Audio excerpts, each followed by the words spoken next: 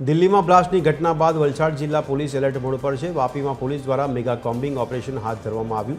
Police કાફલો રહેણાંક વિસ્તારો તેમજ જાહેર રસ્તાઓ પર ઉતરી આવ્યો। વાહન ચેકિંગની સાથે જ રહેણાંક વિસ્તારોમાં પણ સઘન તપાસ કરવામાં આવી રહી છે। ડુંગરી, ફળિયા, ડુંગરા, ઇમરાનનગર, રમજાનવાડી અને વિનંતી નાકા સહિતના ભીડભાડવાળા વિસ્તારોમાં પોલીસની ટીમો તપાસ કરી રહી છે।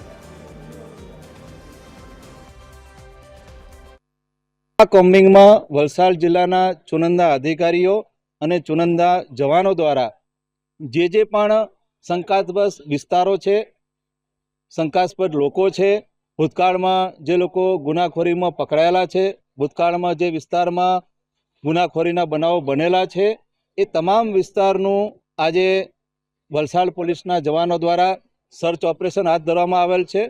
આ સર્ચ ઓપરેશનમાં જે પણ શંકાસ્પદ ઈસમો, શંકાસ્પદ માણસો, શંકાસ્પદ વાહનો જે પણ મળી આવે છે એ તમામ ઉપર કાયદેસરની કાર્યવાહી કરવામાં આવેલ છે।